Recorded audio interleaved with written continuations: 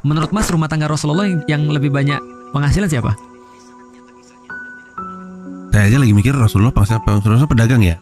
Rasulullah kali ya. Iya. Rasulullah enggak. Dia kerja sama Bunda Khadijah. Dia kerja sama Bunda Khadijah yang jadi istrinya. Oh iya. Iya. Jadi Rasulullah itu dulu kerja sama Bunda Khadijah atau berdagang ya dengan barang-barang Bunda Khadijah. Bunda Khadijah itu adalah seorang janda yang kaya raya. Hartanya itu luar biasa, seluruh kota Mekah, dan kebaikannya terkenal banget. Namanya kan Bunda Khadijah, tapi julukannya adalah Thahirah, artinya adalah yang suci. Karena dia adalah wanita yang seolah-olah kayak di depan daripada zamannya. Jadi orang-orang nggak melakukan, dia melakukan semua. Dia nggak pernah menghardik karyawan-karyawannya.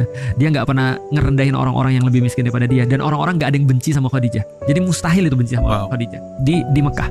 Dan dia punya salah satu karyawan lah, gampangnya ya, Nabi Muhammad.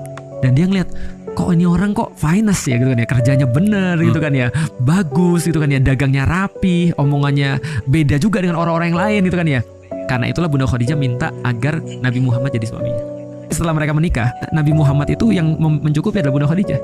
Dan itu kata Nabi Muhammad sendiri.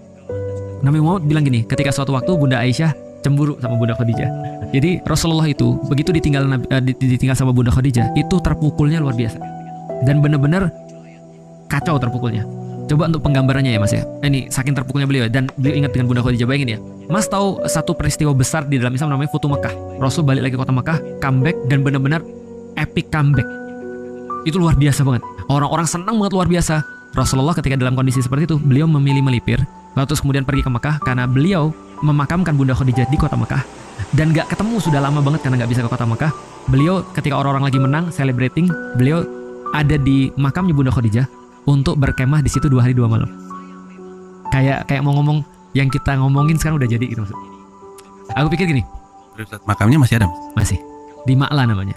Nah aku pikir gini, sebegitu Rasul nggak bisa move on dari Bunda Khadijah ketika itu. Nah terus kemudian dalam kondisi seperti itu bersama dengan istri-istrinya, Rasulullah tuh sering begini ketika ada yang ngetok pintu, terus dikasih tahu siapa, ini aku adalah, ini keluarganya Khadijah. Rasul ninggalin istrinya, nyambut keluarganya Bunda Khadijah.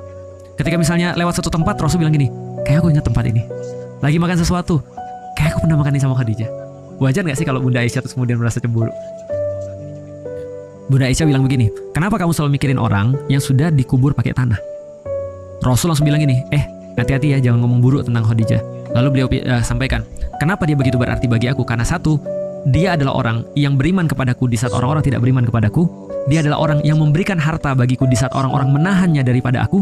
Dan yang ketiga, dari dia aku mendapatkan anak, bukan dari yang lain. Nah itu artinya adalah Bunda Khadijah itu adalah tulang punggungnya dalam hal pencarian dana untuk Rasulullah.